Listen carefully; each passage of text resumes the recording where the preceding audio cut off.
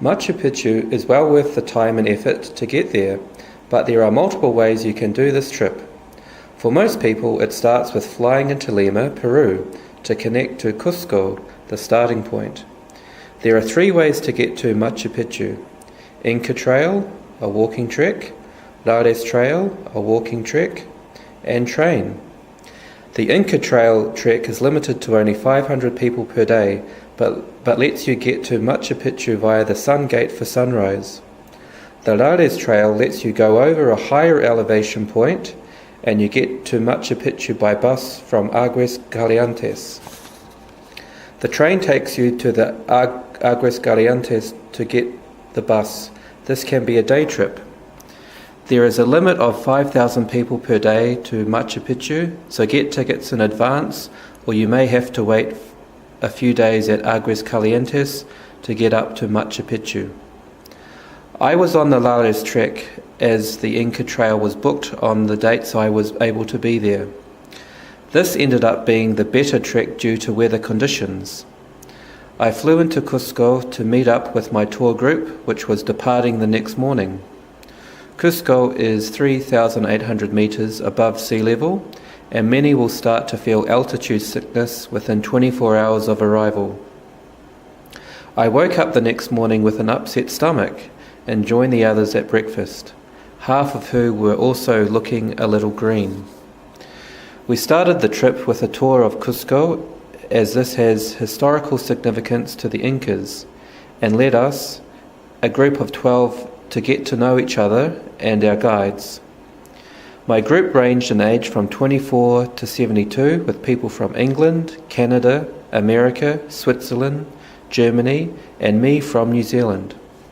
We then drove to the starting point of the walking trek to meet up with the alpacas, donkeys, and porters who were carrying all our gear, tents, food, and cooking supplies. All we had to carry was a personal day bag. The alpacas and donkeys carried everything else. The first day went well as we were getting used to the trekking and altitude. I went to bed with a headache and woke up during the night violently ill for several hours. I was not too interested in breakfast the next day. Another guy on the trek had a headache the whole time, and another girl had an upset stomach the whole trip, but the other 9 were fine. After my night of vomiting, I was fine for the rest of the trek. This second day we trekked over a mountain pass that was 4,900 meters, which is 100 meters higher than Mount Everest base camp. This is a higher elevation than the Inca Trail trek. The views at the top were stunning.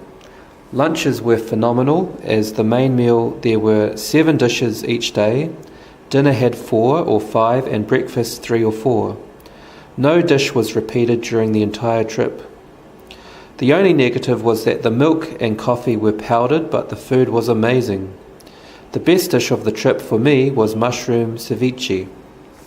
We got to Aguas Calientes to spend the night before getting the buses up to Machu Picchu the next morning. This is how they limit the tourists up each day. We got there and the fog covered the entire mountain. You could not see a thing.